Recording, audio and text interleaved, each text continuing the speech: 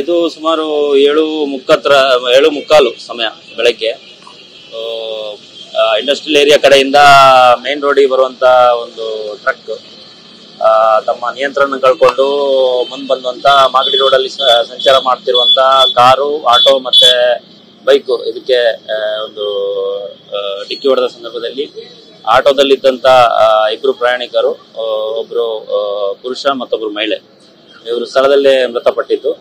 ಬಾಕಿ car damage ಆಗಿದೆ ಮತ್ತೆ ಅಲ್ಲಿ ಮೈನರ್ ಇಂಜುರೀಸ್ ಆಗಿರುವಂತದ್ದು ಇಲ್ಲಿವರೆಗೆ ನಮ್ಗೆ ಗೊತ್ತಾಗಿದೆ.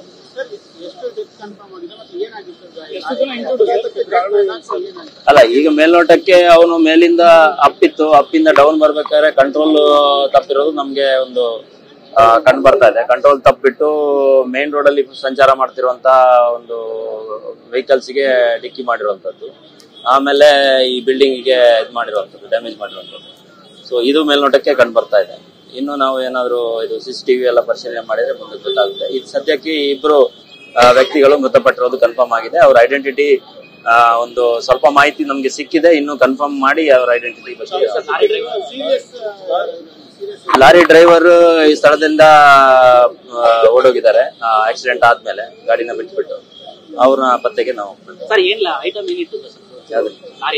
ಆ ಗೂಡ್ಸ್ ಇನ್ನು ಪರಿಶೀಲನೆ ಮಾಡ್ಬೇಕು. ನಾವಿನ್ನು ಟ್ರಾಫಿಕ್ ಮೂವ್ ಮಾಡ್ಲಿಕ್ಕೆ ಅದನ್ನ ಸೈಡ್ಗೆ ಹಾಕ್ಸಕ್ಕೆ ಫೋಕಸ್ ಮಾಡ್ತೀವಿ. ಆಮೇಲೆ ಸ್ವಲ್ಪ ಆಟೋದಲ್ಲಿ ಸಮಸ್ಯೆ ಇದ್ದಿದ್ರಿಂದ, ಫ್ಯೂಯಲ್ ಮತ್ತೆ ಇದ್ರದ್ದು ಇಶ್ಯೂ ಇದ್ರಿಂದ ಫೈರ್ ಸರ್ವಿಸ್ ಅನ್ನು ಕಳಿಸಿ ಅವ್ರು ಅಟೆಂಡ್ ಮಾಡ್ತಾರೆ. Thank you sir.